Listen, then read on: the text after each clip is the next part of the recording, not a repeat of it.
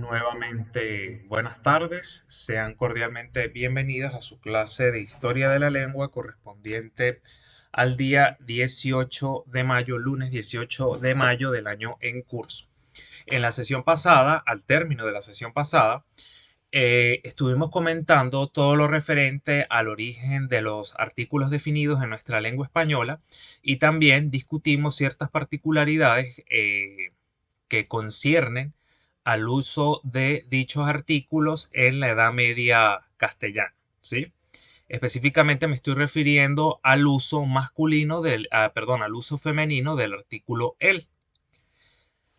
Hoy nos concentraremos en el estudio de los pronombres. Específicamente vamos a enfocar nuestra atención en describir cómo se originó ese sistema de tratamientos pronominales, es decir, esos pronombres para el trato de la segunda persona, tanto del singular como del plural. De igual forma, vamos a discutir también el día de hoy lo concerniente al origen de los pronombres átonos, o también llamados clíticos, en nuestra lengua española, que en el caso de los clíticos creo que es el sistema que más similitudes conservó con respecto a lo que ocurría en la latinidad. Vamos a darle la bienvenida a Margeli. Bienvenida, Margeli, ¿me escuchas?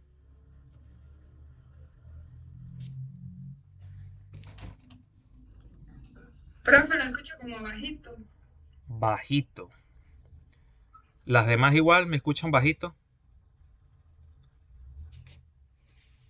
Me voy a desconectar, ya me vuelvo a conectar, a ver si está peor. Sí, por favor, porque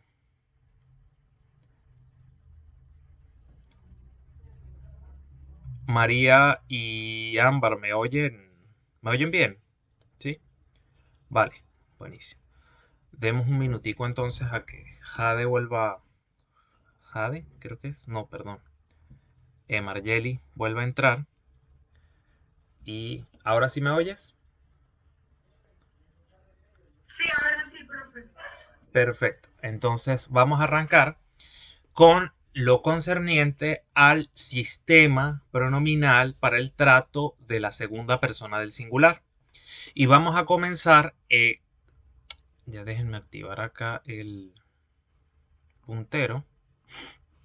Vamos a comenzar con la erosión de la deferencia comunicada por vos, por el pronombre vos, y el surgimiento de vosotros, vuestra merced, vuestro señoría y otros tratamientos. Bien.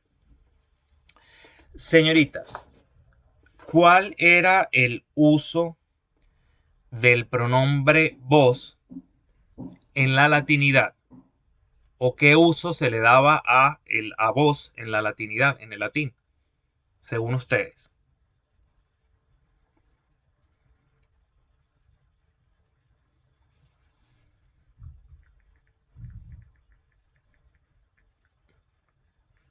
Hasta ahora, como el mismo uso que le damos nosotros, ¿no?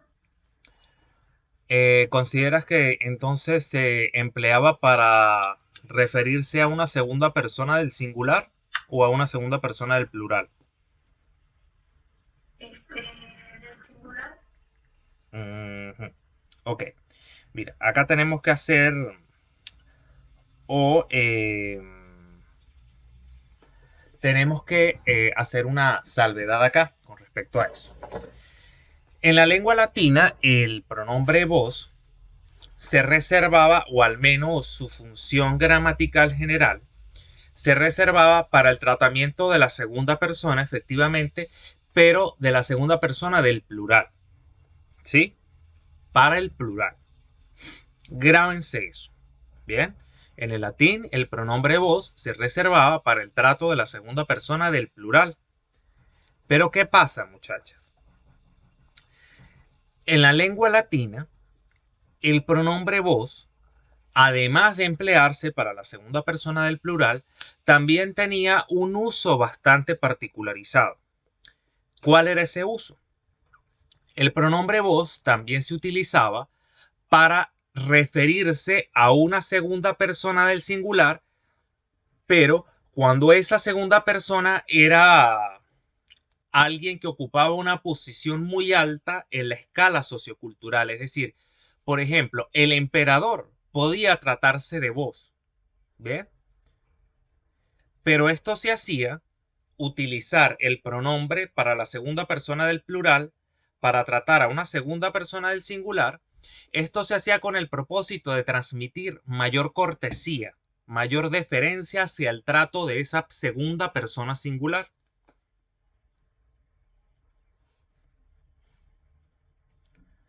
No sé si me siguen hasta acá.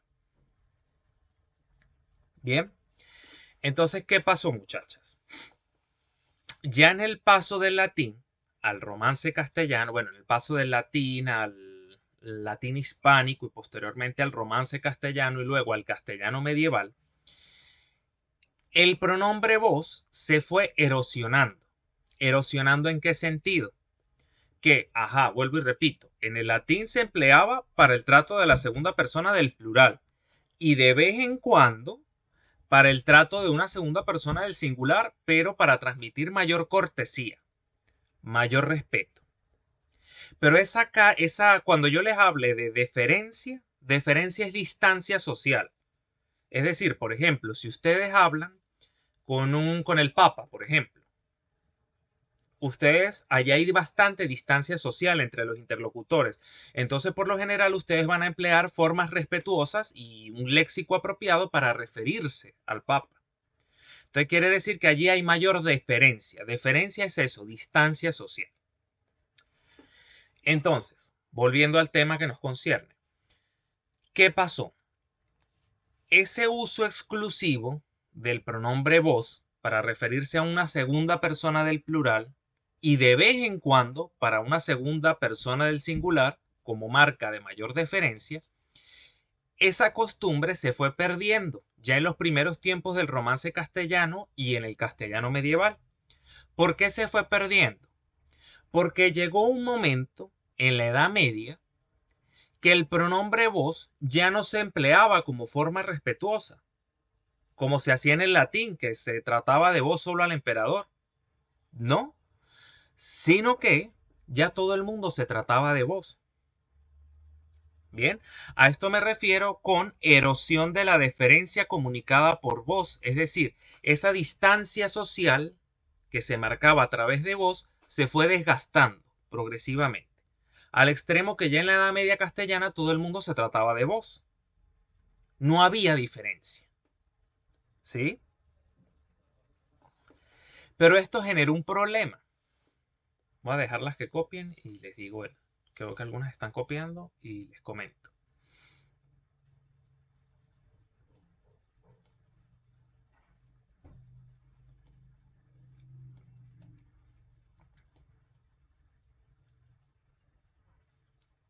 Pero esto generó un problema, muchachas. ¿Por qué? Porque llegó un momento en el que, como todo el mundo se trataba de vos, cuando se trataba de una segunda persona del singular, pero recuerden también que el pronombre vos, su función etimológica era el trato de la segunda persona del plural. Entonces allí se fue confundiendo la cosa. ¿Por qué? En cuanto a la distinción entre plural y singular, resulta que el vos se empleaba para el trato de una segunda persona del singular, pero su función etimológica era el trato de la segunda persona del plural. Entonces había vos por todas partes y no se distinguía si esos vos remitían al trato de un singular o de un plural. ¿Sí? Pero además de eso, también se generaron confusiones en cuanto a la distinción entre lo formal y lo informal. ¿Por qué? Porque si nos vamos a lo que ocurría en la latinidad, chévere. El vos, cuando se empleaba para tratar a una segunda persona del singular, era un trato muy formal, muy cortés. Pero ya en la Edad Media castellana todo el mundo se trataba de vos. O sea que la distinción entre lo formal y lo informal desapareció en cuanto al uso de vos. Hasta acá me están siguiendo todas. Jade, ¿todo bien? ¿Segura? Ana. Chévere. Entonces, ¿qué pasó? Leo la primera parte acá, donde estoy señalando con el puntero. A lo largo del medievo, vos pierde su carga diferencial, es decir, esa marca de respeto, de distancia social. A eso me refiero con carga diferencial, de deferencia. A lo largo del medievo, vos pierde su carga diferencial y se hace prácticamente sinónimo de tú en singular. O sea que ya vos y tú en el medievo eran equivalentes, porque todo el mundo empezó a tratarse de vos, lo cual amenazó la distinción entre lo familiar y lo formal. Es decir, si todo el mundo se trata de vos, yo no tengo manera de dirigirme de forma respetuosa a una segunda persona del singular. ¿Sí? Pero además de eso, lo que ya les había adelantado, recuerden ustedes que la función etimológica de vos era el trato de la segunda persona del plural. Si todo el mundo se estaba tratando de vos entre iguales, sumémosle a eso que el pronombre vos también se usaba para la segunda persona del plural, es decir, para ustedes, para el trato de un ustedes. Entonces ya se confunden allí dos usos de vos. Bien, y se confunden ¿por qué? Porque ya no se puede distinguir qué es lo singular y qué es lo plural en cuanto al uso de dicho pronombre, pero tampoco se puede distinguir qué es lo formal o lo informal en cuanto al uso de este pronombre, ¿no? Entonces, fíjense ustedes las medidas que se tomaron. Para distinguir vos singular, por ejemplo, vos quieras, del vos plural, por ejemplo, vos querades o vos queráis, fíjense ustedes, me detengo acá. Cuando el vos, cuando el pronombre vos, y esto para que lo tengan presente cuando hagamos unas prácticas que vamos a hacer con textos medievales. El pronombre vos, cuando es para una segunda persona del plural, siempre va a estar acompañado por verbos que tienen este tipo de terminaciones. Por ejemplo, vos querades. Esto es una forma medieval del verbo querer. O sea que los verbos que terminen en ades o en edes y que estén acompañados de vos, ese vos remite a una segunda persona del plural. ¿Sí? Por la terminación uno se da cuenta de si ese vos es singular o plural. Si la terminación, vuelvo y repito, es ades o edes, como por ejemplo acá en vos querades, ese verbo acompañado de vos, específicamente ese vos va a ser un vos plural, es decir, un vos para la segunda persona del plural, para ustedes.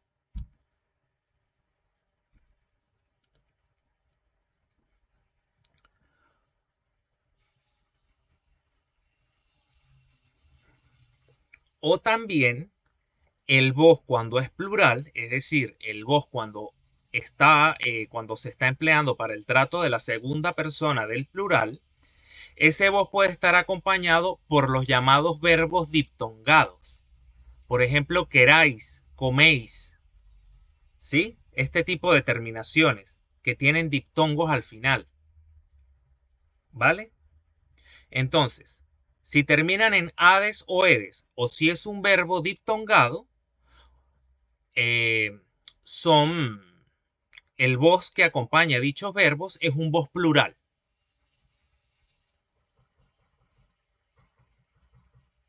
Por eso es que los van a reconocer, los van a distinguir.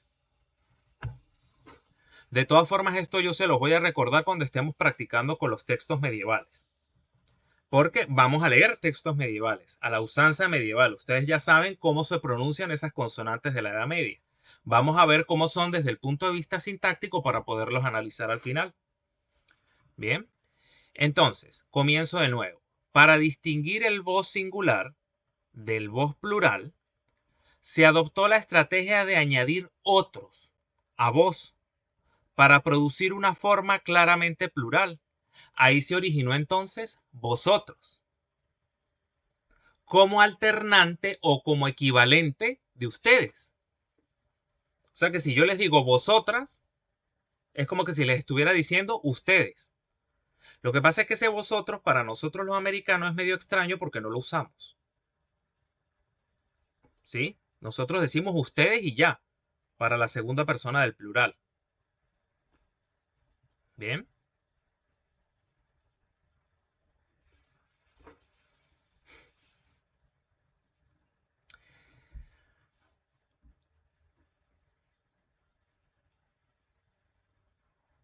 Entonces, reitero, para distinguir voz singular, por ejemplo, vos quieras, fíjense ustedes que el verbo que acompaña ese vos es igual que los verbos que se emplean con tú. Bien. Del vos plural se adoptó la estrategia de añadir a vos, añadirle otros para producir una forma claramente plural. De ahí se originó vosotros, como equivalente de ustedes, es decir, como trato para la segunda persona del plural. Pero ¿qué pasó, muchachas? Chévere, ya distinguimos o ya resolvimos, mejor dicho, el problema en cuanto a la distinción entre lo singular y lo plural para la segunda persona, para el trato de la segunda persona, por medio de voz o derivados de voz, como es el caso de vosotros. Chévere, bien, te lo compro. Pero ahora, ¿cómo resolvemos el trato, o mejor dicho, la distinción entre lo familiar y lo formal en cuanto al uso de voz?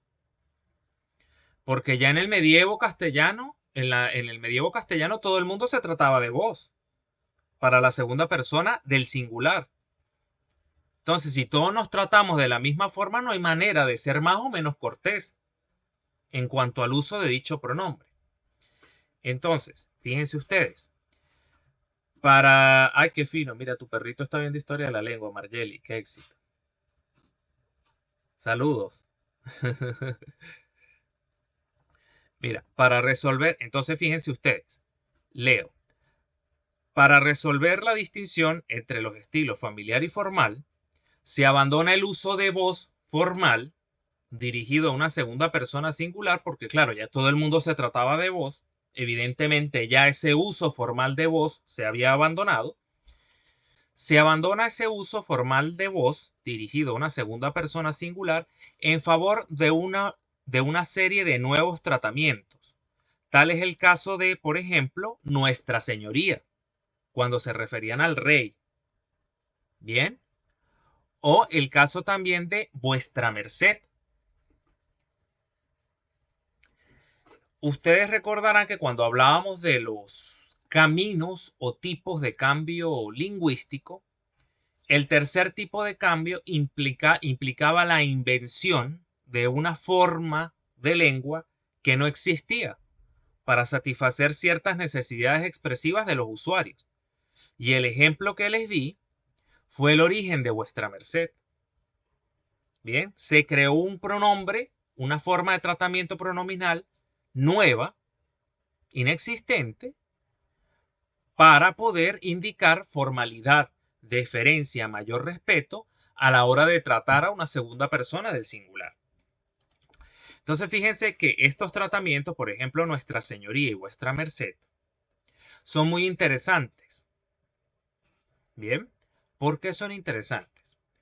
Porque implican la mezcla entre un determinante posesivo, por ejemplo, nuestra o vuestra, más un sustantivo abstracto, por ejemplo, señoría o merced. ¿Sí? Se componen de esta forma, este conjunto de tratamientos compensatorios para indicar formalidad en el trato de la segunda persona del singular, porque ya vos no nos servía para eso. ¿Sí? Entonces, se creó Vuestra Merced también junto con Nuestra Señoría. Pero ajá, si ya tenemos un Vuestra Merced, necesitamos una forma plural de ese Vuestra Merced. Surge a la par Vuestras Mercedes. O sea que, además de vosotros, había otra forma nueva también, ya en la Edad Media, para el trato de la segunda persona del plural. Vuestras Mercedes. Si oyen un esmeril o martillar o algo es que están haciendo reparaciones acá al frente. Entonces, espero no vaya a quedar el video con mucha contaminación sónica. Pero si les molesta o lo oyen mucho, me lo hacen saber, por favor. Entonces, muchachas, tanto vuestra merced como vuestras mercedes se registraron a partir del siglo XV, ¿sí? En nuestra lengua española. Eso es un dato importante. Tanto vuestra merced como vuestras mercedes se comenzaron a registrar en nuestra lengua a partir del siglo XV. Esto no según un fulano llamado Gilmer Medina, no, esto según Joan Corominas en su diccionario etimológico, ¿sí?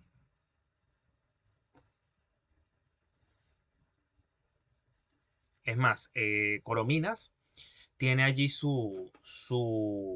¿cómo se llama? En cuanto cuando se menciona voz, en la entrada voz del diccionario, cita o alude al primer testimonio, según Corominas, en cuanto al uso tanto de vuestra merced como de voz. De voz, vuestra merced y de lo que hablaremos más adelante, mejor dicho. Pero ¿qué pasó, muchachas? La cosa no quedó aquí en cuanto al trato de la segunda persona del singular, en cuanto al trato formal de dicha persona. No. Hasta aquí todos me están siguiendo, ¿no? Vale. No todo quedó aquí. ¿Por qué? Ya ustedes sabían el desenlace de esta historia cuando les hablaba del tercer tipo de cambio lingüístico, pero les vuelvo a recordar. Posteriormente, esa forma vuestra merced sufrió un desgaste fonológico. Es decir, vuestra merced se fue acortando. Los dos términos del tratamiento, los dos constituyentes del tratamiento, tanto el posesivo como el sustantivo abstracto, se fueron amalgamando, se hicieron una sola palabra, gracias a un desgaste fonético. Entonces vuestra merced progresivamente fue evolucionando de la siguiente manera. Esto según Faries, según lo que reporta David Faries, uno de los textos que ustedes tenían asignados para la lectura este semestre. Fíjense ustedes cómo el tratamiento se fue integrando, pero se fue acortando a la vez. Buesarcet, buarcet, buastet, buestet, boacé, bucé, inclusive busté. Yo no sé si las que son de alguna zona rural de Mérida, si hay alguna que sea de una zona rural de Mérida, a personas de ya cierta edad, de ya personas de la tercera edad, por casualidad no le han escuchado decir busté. Ninguna. Ajá, mi amiga Ámbar sí lo he escuchado. Me dice Ámbar que sí. Me pueden contar más o menos describirme el contexto en el que lo han escuchado y de quién. No den nombres, evidentemente, pero descríbanme sociolingüísticamente a la persona. No, yo creo que, pues, mi abuela sí es de campo, entonces usted que está en eso para referencia a otra persona. Busté, exactamente, como una suerte de arcaísmo. De hecho, mi abuelo también, que era de campo, decía busté. Y de hecho, tengo tíos que son de campo, ya de cierta edad también, no de la tercera edad, pero sí ya bastante cercanos. Y algunos te dicen busté. De hecho, que es una cosa, eso son joyas lingüísticas para mí, disculpe, pero yo soy el tipo de persona que se emociona por eso, pues. De hecho, en mensajes escritos por WhatsApp o anteriormente mensajería de texto, escribían busté. Con B corta, con B larga, como fuera, no importaba. Pero escribían busté. Y eso a mí me parecía muy interesante. Eso ha quedado, me imagino que en el caso de estos tíos que les comento, esto obedece más a una cosa de prestigio sociolingüístico, de prestigio encubierto, perdón. Es decir, como formas de habla que erróneamente se asocian más adecuadas para el habla de los hombres. Esto opera mucho en las zonas rurales. Pero, como en el caso de la abuela de Ámbar, esto persiste todavía, busté, en muchas variedades subestándares del español como una suerte de arcaísmo, llamémoslo así. Bien, entonces fíjense ustedes cómo se fue acortando el tratamiento. Pero ¿qué pasó, muchachas? Ese proceso de desgaste fonológico anteriormente descrito acá dio origen al moderno pronombre usted. Es decir, ese pronombre usted que usamos, por ejemplo, nosotros los andinos tanto y que se usa en la generalidad del mundo hispánico para el tratamiento formal de la segunda persona del singular, ese usted se originó a partir de vuestra merced. Ese es el origen de usted. ¿Sí? Y ese usted se registró por primera vez en 1620. Insisto, según los datos proporcionados por Corominas. Bien.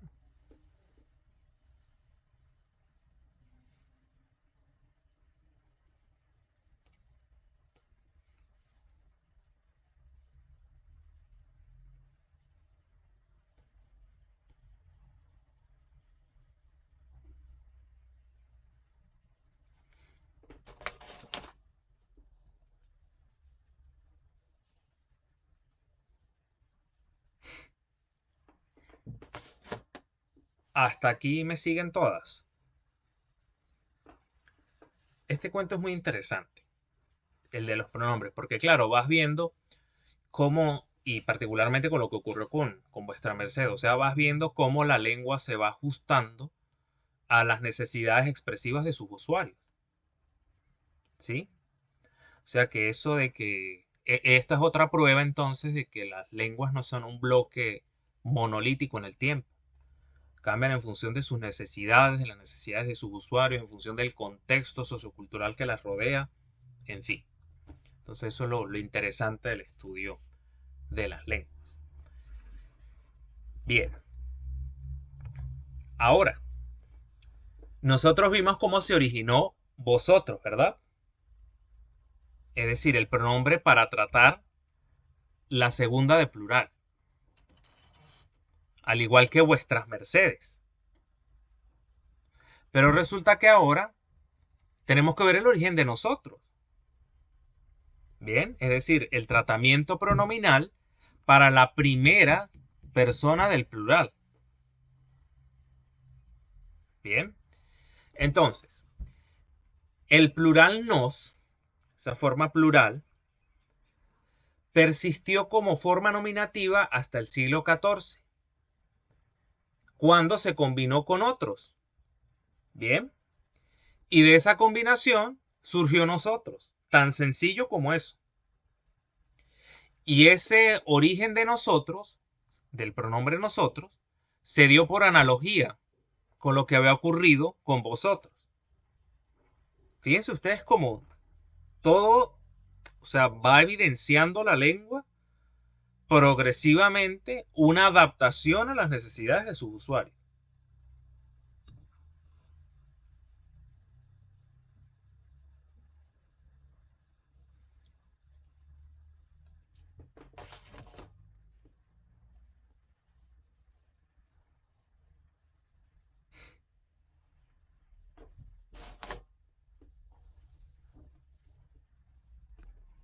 Bien, hasta aquí tienen alguna duda, quieren preguntar algo.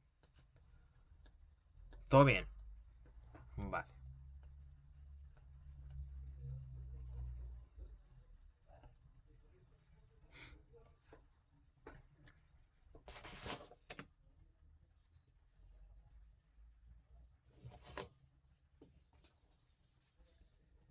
Entonces, ya vimos cómo se reestructuró o se estructuró, mejor dicho, ese sistema para el trato de la segunda persona del singular y del plural, tanto para el trato formal como para el trato informal. Vimos también el origen de nosotros. Ahora vamos a ver el origen de conmigo. Fulanito venía conmigo. O traje el libro conmigo. Bueno, vamos a ver de dónde vino esta estructura de nuestra lengua.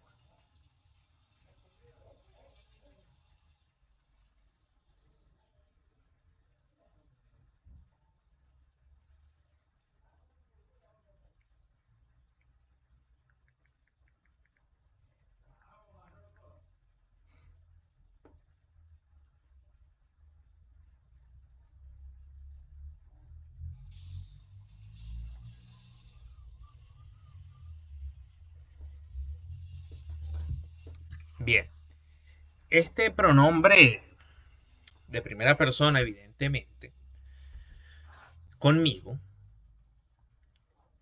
viene de, o mejor dicho, viene de varios procesos que ocurrieron. Procesos entre los que inciden varios pasos fonológicos que ustedes ya conocen, varias reglas fonológicas que ustedes ya conocen. Bien. De hecho, para explicar el origen de ciertas palabras gramaticales del español y de ciertas combinaciones de palabras gramaticales del español, es preciso acudir a esas normas de evolución fonológica que ustedes ya conocen. ¿Sí? Comienzo el cuento de conmigo. En latín, la partícula cum, que regía caso ablativo, se combina con el ablativo, también, me, pero en orden inverso, mecum. Bien, y ese mecum significaba conmigo. Ese era su significado, no su forma, ¿no? Insisto, este mecum significa o significaba en la latinidad el valor semántico que actualmente tiene conmigo, el pronombre conmigo. Ese era el sentido de mecum. Ahora bien, ese mecum siguió un conjunto de pasos o cambios fonológicos, o mejor dicho, sobre dicha estructura, se aplicaron ciertas normas de evolución fonológica que ustedes conocen. Como recordarán, siempre cuando nos consigamos un nasal bilabial sonoro, va a caer por apócope, se va a elidir por apócope.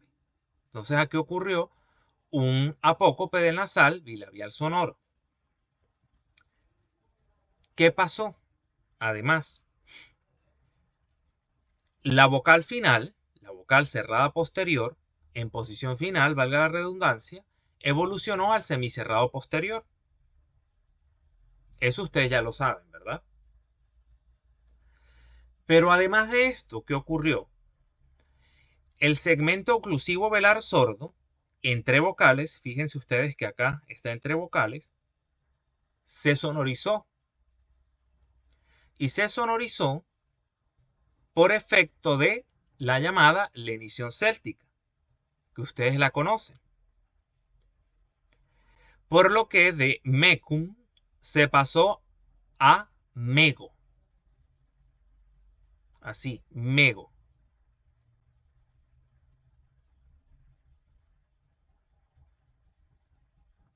Mego.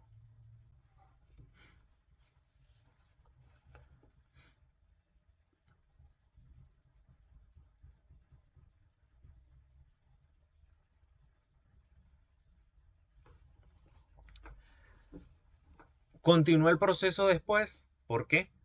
Porque ya a mediados de la evolución anteriormente comentada, es decir, todo esto que ocurrió acá, ya a mediados de la evolución anteriormente comentada, deja de ser reconocible la partícula cum. Es decir, ya no se reconocía, porque fíjense, de mecum se pasó a mego. Entonces la partícula cum, la partícula que regía ablativo, ya no se reconocía acá en mego. Bien. Entonces, dada la tendencia a reparar ciertos procesos de desgaste fonológico, dicha estructura, tanto por ende, y dada la tendencia a reparar ciertos procesos de desgaste fonológico, dicha estructura, cum, la partícula cum, tanto en su forma cum y la posibilidad con, comienza a ser repetida, pero ahora al comienzo de la palabra. Ejemplo de ello, el siguiente caso tomado del portugués medieval, conmego. Fíjense ustedes, llegaron de mecum a mego, pero dada la tendencia a reparar ciertos procesos de desgaste fonológico, como el que ocurrió aquí, para llegar de mecum a mego, dada esa tendencia hacia la reparación, se restituyó la partícula.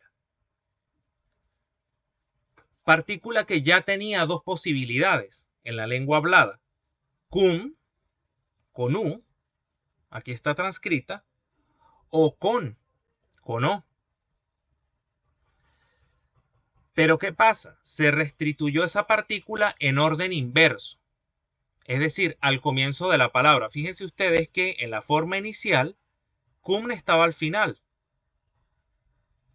Mecum, al final. Pero ya después de todo lo ocurrido, la partícula se restituyó al comienzo de la palabra, dando origen a formas como conmego. Este caso, repito, tomado del portugués medieval.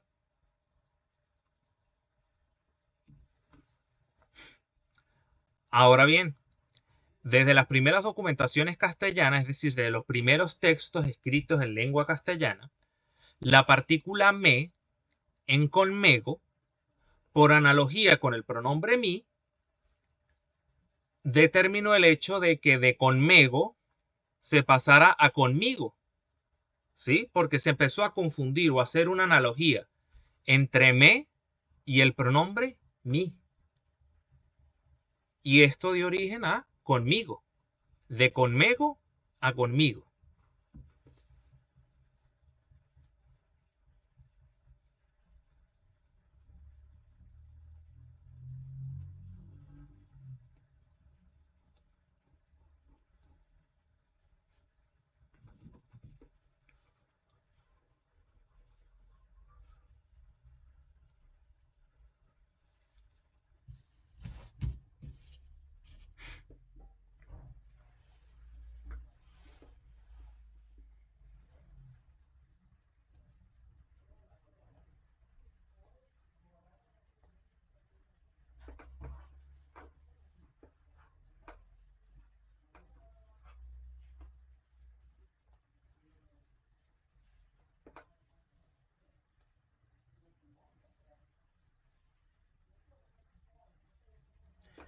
Reitero, en latín, la partícula que regía ablativo, cum, se combinó con el ablativo me, pero en orden inverso, dando origen a mecum. Mecum tenía el significado que actualmente tiene el pronombre conmigo. Bien, insisto, el significado, pero la forma era mecum. ¿Qué pasó con mecum? Fue sufriendo un proceso de desgaste fonológico o experimentó ciertos cambios fonológicos. En primer término, el apócope del nasal bilabial sonoro, posteriormente la evolución de la vocal final, por las razones que ustedes ya conocen, y por último la sonorización del oclusivo velar sordo entre vocales por efecto de la emisión céltica. Estos tres pasos o estas tres reglas de evolución fonológica condicionaron, o mejor dicho, propiciaron el paso de mecum a mego. ¿Sí? Pero ¿qué pasó? Ya en el transcurso de esta evolución que acabamos de comentar, la partícula cum dejó de ser reconocible. Fíjense ustedes, en mego es prácticamente inimaginable que en algún momento hubiese estado la partícula cum. Son diferentes, ¿verdad? Deja de ser reconocible la partícula cum. Entonces, ya a mediados de la evolución anteriormente comentada, deja de ser reconocible la partícula cum. Por ende, y dada la tendencia a reparar ciertos procesos de desgaste fonológico, dicha estructura, es decir, la partícula cum, tanto en su forma clásica, cum, como en una segunda posibilidad que había de dicha forma, con, comienza a ser repetida, pero ahora al comienzo de la palabra, lo que dio origen a conmego. Bien. Pero ¿qué pasó? No todo quedó allí. Posteriormente, y desde las primeras documentaciones castellanas, la partícula me de conmego, acá la ven, resaltada en rojo, se confundió o se hizo una analogía entre esa partícula me con el pronombre mi, con el pronombre personal, con el pronombre personal mi, ¿sí? Y por ende, se pasó, o en consecuencia, se pasó de conmego a conmigo. ¿Lo logran apreciar?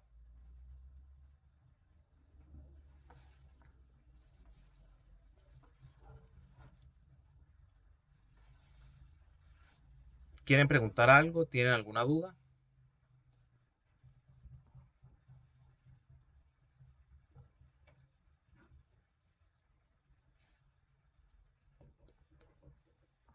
¿Todo bien? Ana, Margeli, ¿todo bien?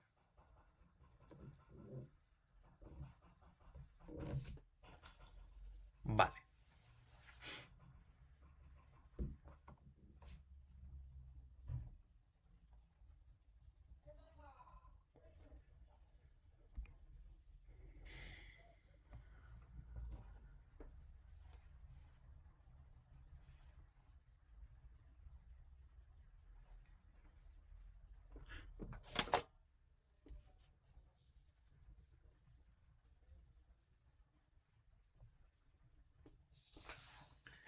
Entonces, ya vimos el origen de conmigo.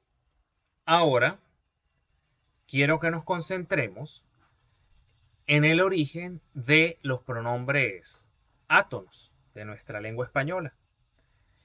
Que en ese sentido, en cuanto a los pronombres átonos, hay muchas similitudes entre el sistema moderno de la lengua española y, y lo que ocurría en la lengua latina. Es decir, es digamos en el nivel que hay más similitudes entre el español y lo que era el latín. Vamos a pasar a a la descripción de los pronombres átonos a continuación.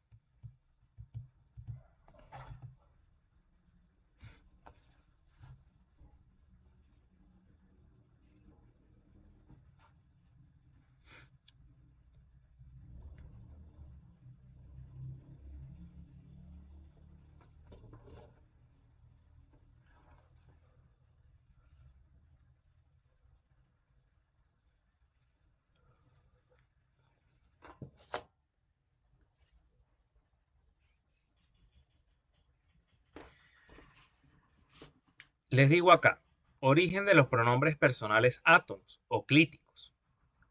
Como ya les comentaba,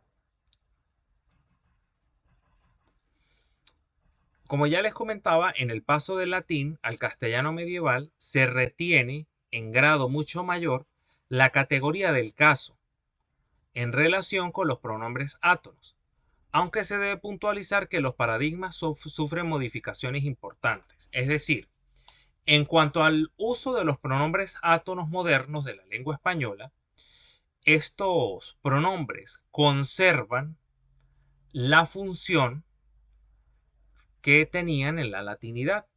Bien, o sea, retienen la función que atribuida a los casos en la latinidad, es lo que les quiero decir. Vamos a verlo, sí, vamos a ver a qué me refiero con esto. Fíjense, por ejemplo, del caso acusativo, se conservó, por ejemplo, el singular de primera persona me. Por ejemplo, me lo llevé. A eso me refiero con me, ¿no? Ese pronombre átono. Me lo llevé. Bien. Pero también se conservó el plural. Nos. Nos engañaron, por ejemplo. Ocurrió lo mismo también. Se mantuvo, digamos, el sentido del caso acusativo en el caso de la segunda persona, tanto del singular como del plural. ¿Por qué? Porque conservamos intacto el pronombre te. Por ejemplo, te lo dije. Pero también se conserva su plural. Os. Os lo dije. Cuando se usa este pronombre átono os, este estaría reservado para la segunda persona del plural. Sí, nosotros acá en Latinoamérica no lo empleamos, lo emplean más que todo los españoles del centro norte de España, valga la acotación, la redundancia. Pero lo emplearían en contextos como os lo dije, en lugar de se los dije. Muchachas, salieron bien en el examen, se los dije. Entonces, un español del centro norte de España no lo diría eso, diría muchachas, salieron muy bien en el examen, os lo dije. ¿Por qué? Porque ese os es para una segunda persona del plural.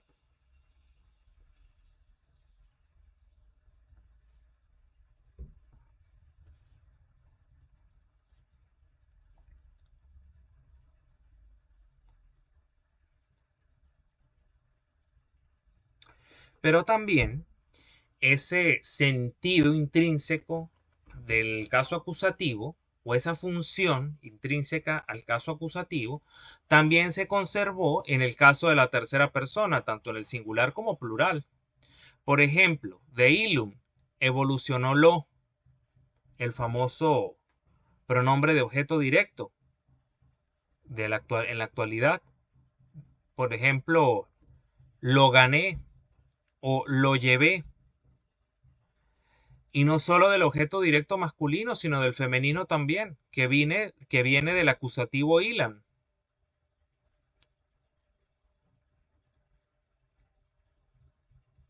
La mandé a salir,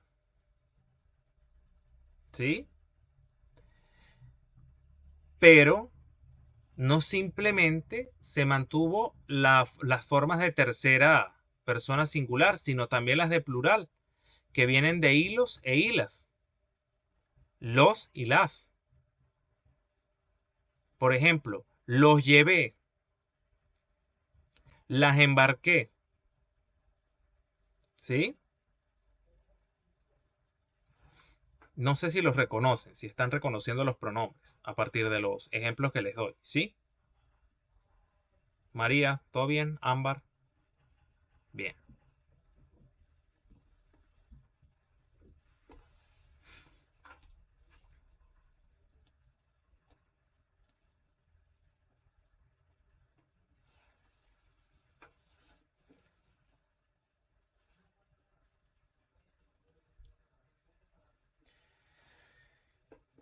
La categoría de caso se sigue haciendo presente en cuanto a los pronombres átonos.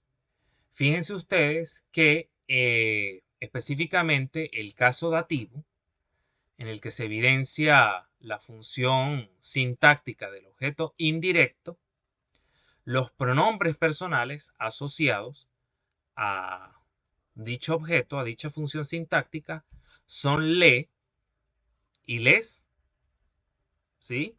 Le viene de ili y les de ilis.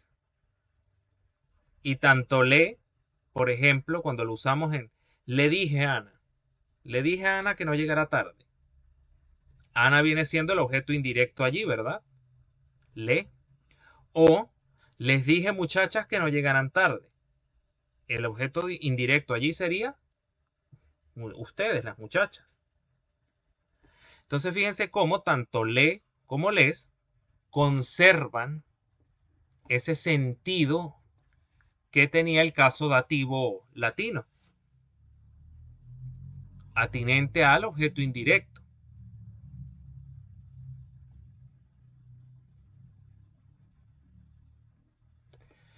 Pero volvemos al acusativo, porque hay un pronombre de los personales átonos también que se derivó del caso acusativo y es específicamente el pronombre se, el reflexivo se.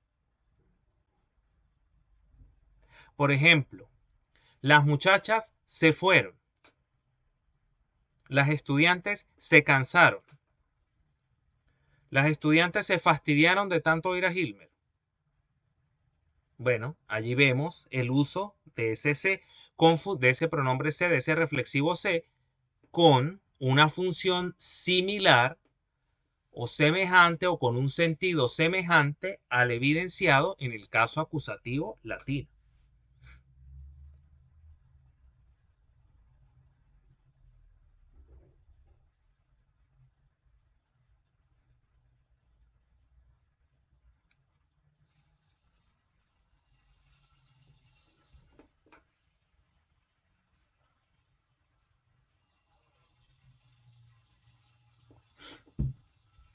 Entonces fíjense cómo les decía al comienzo de este punto de la clase, en cuanto a los pronombres átonos o clíticos, se mantiene en buena medida esa concepción originaria del caso con respecto a la función de dichos pronombres. Bien, a la función sintáctica de dichos pronombres. Algunos se mantienen como objeto directo, los que derivan del acusativo, y los dos que derivan del dativo se mantienen como o con la función sintáctica de objeto indirecto, tanto singular como plural.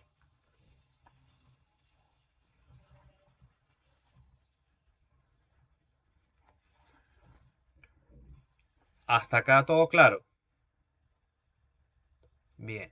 María me dice que bien. Ana, Margeli, todo bien. Vamos a entrar al último punto de la clase. Algo muy sencillo para dejarlas descansar por hoy, porque bueno, creo que ya llevan bastante información. Entonces no voy a extender mucho la clase hasta la hora y media. Pero sí es preciso que mencionemos este punto. Vamos a entrar ahora a hablar de los demostrativos, ¿sí? Pero de una forma de demostrativo que se quedó en la Edad Media.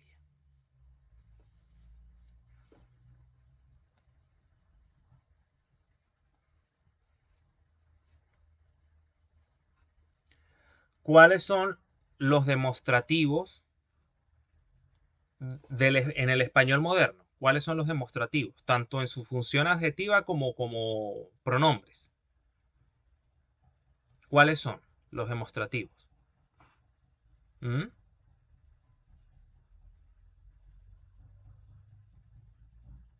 Estos, este, eso, creo que esos son. Este, esta, su forma plural también. Ese, esa, su forma plural también. Y aquel o aquella, y su forma plural también. ¿Verdad? ¿Estamos claros hasta ahí? Pero el uso de esos demostrativos, tanto como adjetivos como pronombres, obedece a la distancia que quiera marcar el enunciatario o el hablante con respecto al objeto que menciona. Repito, el uso de esos demostrativos depende de la distancia que quiera indicar el hablante o enunciatario con respecto al objeto que menciona o que enuncia. ¿Sí?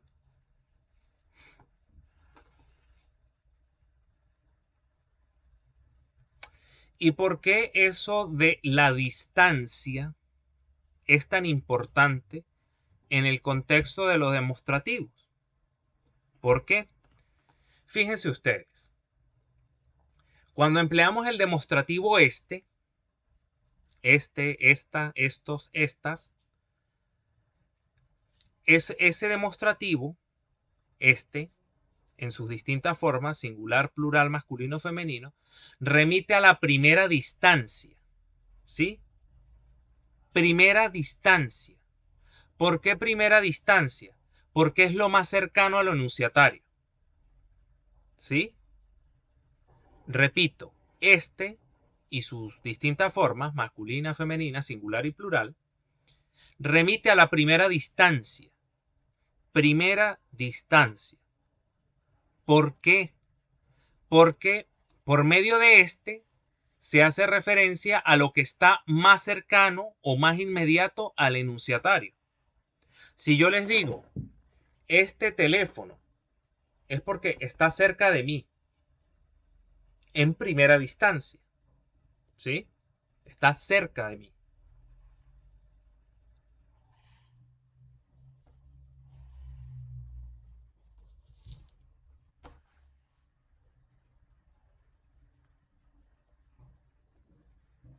¿Hasta aquí todo bien? Ok. Pero ¿qué pasa? Tenemos un segundo demostrativo, que es ese, esa, esos, esas. Y empleamos ese segundo tipo de demostrativo para remitir a la segunda distancia. Es decir, algo que está un poco más lejano en lo que respecta a la perspectiva del enunciatario. Repito, esos demostrativos de segunda distancia remiten a algo que está un poco más alejado de la perspectiva o de la cercanía del enunciatario. Es decir, algo que no está tan cerca. Yo, por ejemplo, al frente tengo una pared. Entonces yo digo esa pared, porque está un poco más alejada de mi espacio inmediato, de mi espacio vital. Por eso es segunda distancia.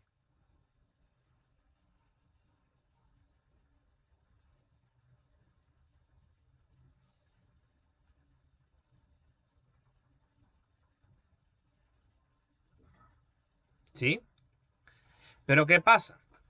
Tenemos un tercer tipo de demostrativo, que es aquel, aquella, aquellos o aquellas. Es decir, de aquel, tanto su forma masculina como femenina, singular y plural, se emplean para remitir a la tercera distancia. ¿Sí? Repito, aquel y sus distintas formas, masculina, femenina, singular y plural, se emplea para remitir a la tercera distancia. ¿Sí?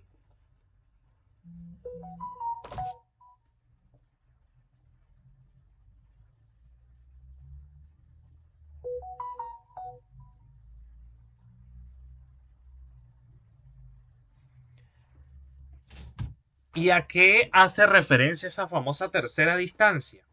A lo que está más alejado en la perspectiva del enunciatario. ¿Sí? A lo que está más alejado, repito, en cuanto a la perspectiva del enunciatario. O de la perspectiva del enunciatario. Y para eso empleamos aquel. Por ejemplo, yo acá puedo decir, me gusta aquella silla en la que está sentada Ana. Por ejemplo, esa silla está súper alejada de mi perspectiva como enunciatario. Vendría estando entonces en una tercera distancia. O por medio de aquel yo indico, de aquella, porque usé la forma femenina singular del demostrativo, indico o remito a la tercera distancia.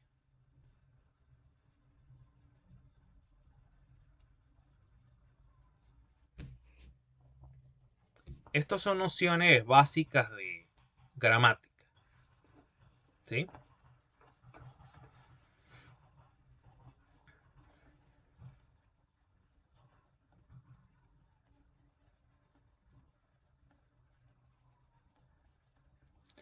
Entonces, ahora sí vamos a este último punto de la clase de hoy.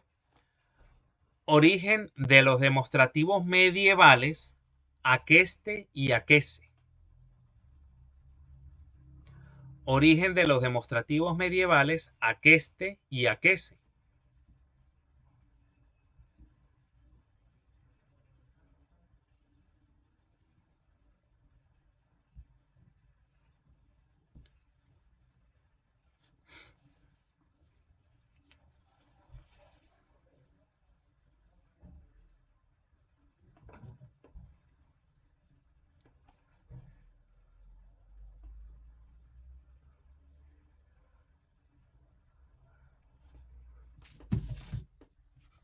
Bien, fíjense ustedes.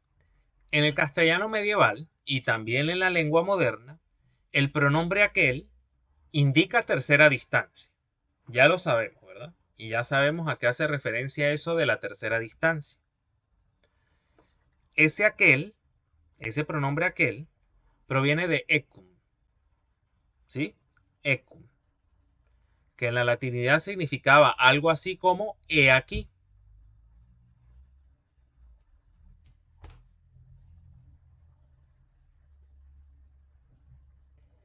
Pero ¿qué fue lo que pasó? Ese pronombre aquel derivado de ecum, o bueno, pronombre o adjetivo, dependiendo de cómo lo use. Ese demostrativo aquel, que proviene de ecum, repito, se combinó en la Edad Media, repito, en la Edad Media, en letras grandes, anoten eso, en la Edad Media, ese demostrativo aquel se combinó con los demostrativos este y ese para indicar primera y segunda distancia, respectivamente, originando aqueste para la primera distancia y aquese para la segunda distancia.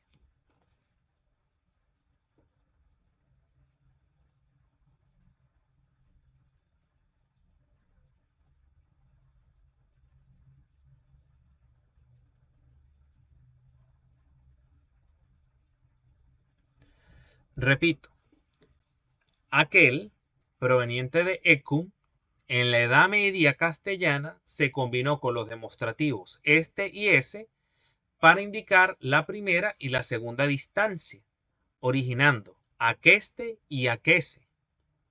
Por ejemplo, si ustedes se van al Miocid, aquestas hijas del Cid,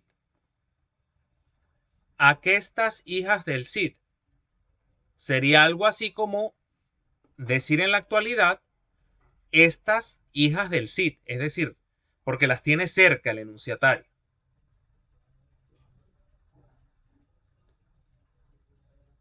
Bien.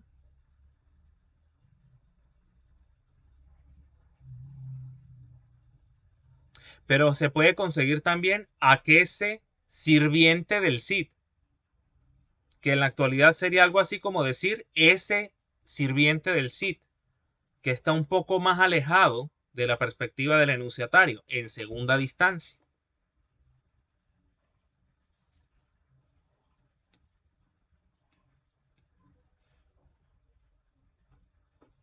¿Sí? Con aqueste y aquese nos vamos a conseguir muchísimo en los textos que vamos a analizar cuando ya finalicemos la unidad de sintaxis. Es bien interesante ese análisis que vamos a hacer. Y bueno, vamos a ver, digamos, en práctica, en vivo, en texto propiamente tal, todo este conjunto de categorías cuyo origen estamos describiendo en estas clases, ¿no? Y vamos a comprender un poco qué tan parecido o qué tan distante es la variedad medieval de la lengua con respecto a lo que es el español moderno. Porque, insisto y vuelvo repito, como les comenté en la primera sesión de sintaxis histórica, ¿vamos a estudiar el origen de ciertas categorías? Sí, pero enfocándonos más que todo en la composición sintáctica del castellano medieval. Recuerden que nosotros vamos a llegar acá hasta el siglo XV. Ya las que lleguen a español de América, arrancamos del siglo XVI.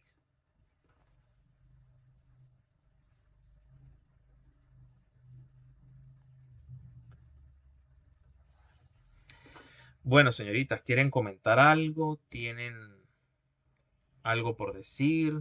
¿Precisan que se les aclare algún punto de la clase? ¿Todo bien? Ámbar María.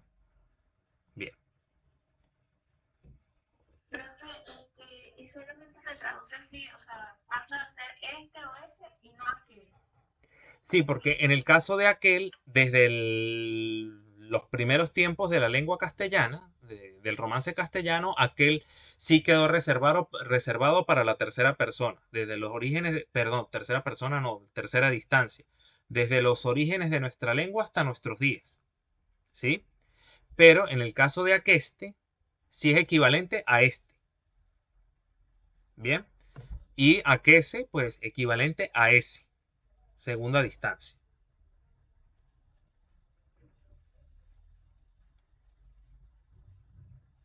Con aquel no hubo problema, entre comillas, se ha mantenido invariable desde que evolucionó de ecum.